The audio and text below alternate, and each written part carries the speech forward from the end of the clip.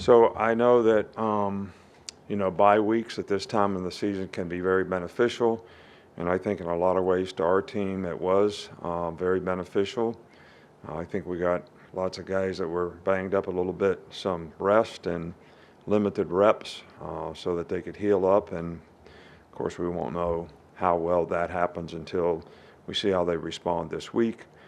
And we got a lot of good repetitions on future opponents as well as LSU, in the bye week. So that should enhance, our preparation, for this game. So, as I told the players when they left Thursday after practice, I wanted them to enjoy their time off, but I also wanted them to be focused and ready to go and all in when we get back because, LSU is really, really good team.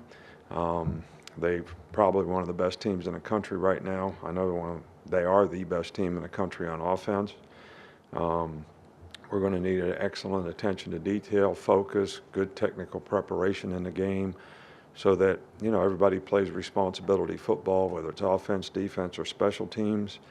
I think this has developed into sort of a, rivalry game because they're always ranked, we're always ranked. It's always a big game relative to, what happens in our division. So it's an important game for, both teams.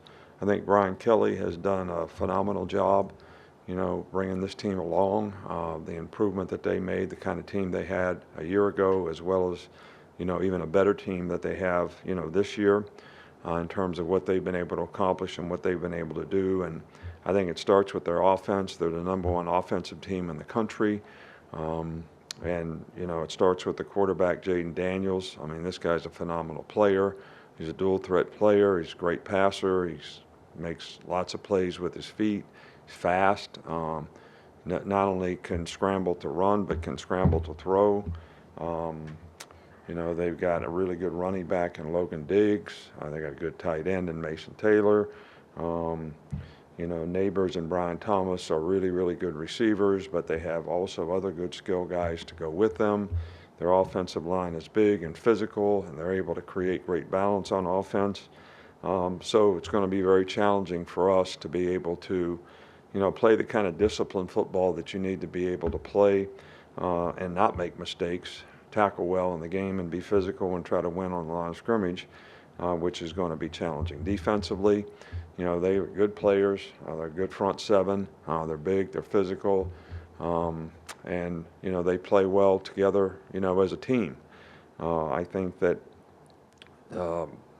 sometimes they've had some struggles in the secondary, some guys injured and different things like that. But they also make a lot of big plays.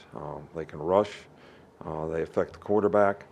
And they can cover. So this is going to be a challenge game for us from that standpoint too. And these guys have a lot of good athletes and a lot really good team speed, so that makes them really good on special teams. They have good specialists. So this is a really, really good team all the way around. Start up front here with Nick. Yeah, you talked about Jaden Daniels. You saw him a year ago. What are the biggest differences you see in his game or improvements you see in his game from a year ago, if any? Well, he killed us last year. So, guys was a really, really good player last year. He's a really, really good player now. I think, overall, they execute their offenses, to perfection.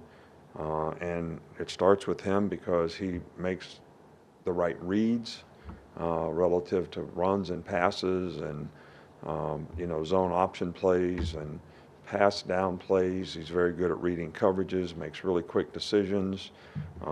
So all those things were evident last year, I think, by the way he played, and I think he's probably even better, now because he has even more experience and knowledge in the offense, and they've got really good players around him.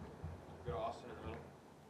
Yeah, on Daniels again, I think he had 95 rushing yards last year. And a lot of it looked like came on quarterback draws. How much emphasis is on that this year? Well, actually, he made a couple plays on quarterback draws, but some of them weren't designed quarterback draws.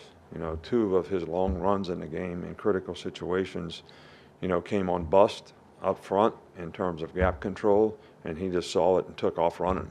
So it looked like a quarterback draw, but I don't really think it was a designed quarterback draw. They do have designed quarterback draws. You know, it was a zone option play that he scored on us in overtime, 25-yard run.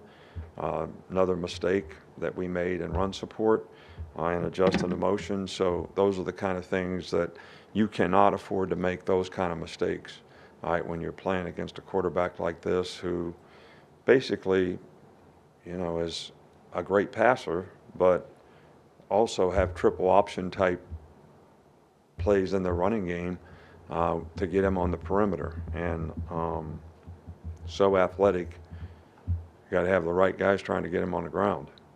Go to Charlie. Yeah, hey, Coach. With Kendrick Law, what kind of progress have you seen from him, and what kind of versatility does he bring to this offense? You know, K. Law is really a great competitor, really tough, physical guy.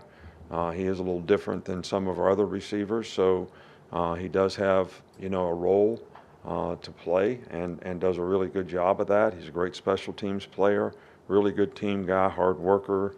And I think, you know, we'll try to always have roles for him to play in the game that benefit his skill set and complement the other guys that we have in the game.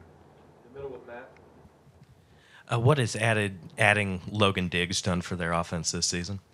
Yeah, well, this guy is a really good back. He's big, strong, powerful, really powerful lower body. You know, breaks tackles, good one cut runner, can make you miss. But this guy makes a tremendous amount of yards after contact, and he is physical. Go up front with Chase. When you go up against a really mobile quarterback like Daniels, you often talk about the importance of pass rushers being disciplined and staying in rush lanes. Is there a difficult balance to draw there between doing that but also making sure guys are playing aggressive? Well, I think we want our guys to play aggressive. You know, I don't think you want guys to get pushed by the pocket. I don't think you want guys to lose contain on the guy. So, you know, there's a fine line between, you know, that. I mean, if you get pushed by the pocket, we're playing with 10 guys now. If you lose contain and he gets outside, you put everybody in harm's way that's trying to, you know, sort of plaster their coverage and stay with the guys they got to guard. Plus, he can take off running.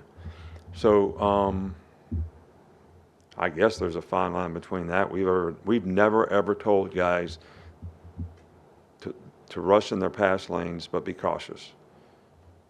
Never ever even thought of that. So we're not coaching that. Go to Ryan. Coach, clearly it's a big game on Saturday, big day on Saturday, but tomorrow's a big day as well, your birthday.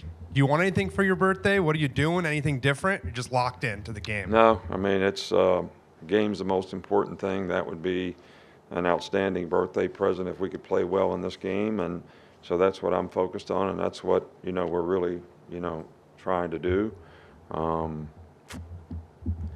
You know, when your birthday and holidays come up in football season, they're really not holidays and they're really not birthdays.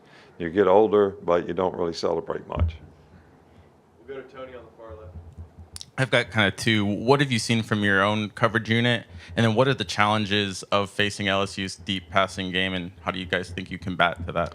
Well, I think there's lots of challenges. You know, you got to read, run, pass, and they got a good play action game. They'll 7-man protect and throw vertical routes. They've probably made more explosive plays running and passing than, you know, any team we played in recent times. So, you know, you got to guard them, you got to keep them cut off, and you got to be disciplined in your eye control so that you have the best opportunity to do that. You know, play zone, play man, play pattern match sometimes, try to mix it up, and, you know, I mean, that's the key to the drill. If you let guys get behind you, you don't get people cut off, you're probably going to give up big plays because they got a good thrower and guys that can go up and get the ball. Go to Rodak here in the middle. So what did you see out of Kaden Proctor against Tennessee, and where does that competition stand at left tackle? Yeah, well, you know, Kaden Proctor's getting better, and I think he's learning from, you know, and gaining experience and learning.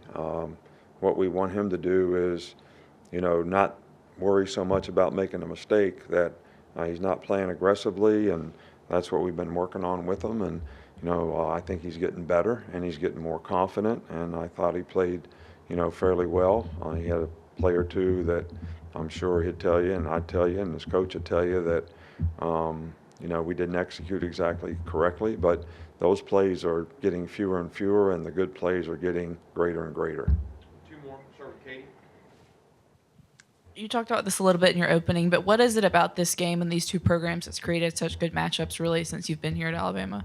Well, because, they have really good players. They're very competitive. They've always been well coached. And this game has always had significance in the consequence of your season. So the first thing you got to do is win your division. And that's that we're really trying to focus on. And you got to get yourself ready to take care of business against really, really good players to be able to do that. So, and that's why I think both these teams been ranked since 2007 or something, in the top 20. So, and I don't know how many of the games we played with them in the last however many 15 years or whatever that don't have some consequence to what kind of season you have. We'll finish up right back there. Coach, happy early birthday. You've seen many bye weeks and the results of them on the following Saturday. What is a marker to you of productive time off leading up to the game? Well, I think that, you want your players, as I alluded to before, to enjoy their time off, but you also want them to be focused and ready to go when they come back. So there's a balance in all that. You can't dissipate and go not eat right and do the right things while you're off. You can still enjoy yourself, but you also can stay focused on what you need to do when you come back. And I think that's combination and balance and all that. Balance in life is important in about everything that you do. So that kind of balance can create very positive results for you when you come back and you're ready to go. If you didn't think about your job, what your responsibility is, 1 minute for 3 days, you're probably not going to benefit very much from the time you had off. All right. Thanks, Coach. All right, thank you.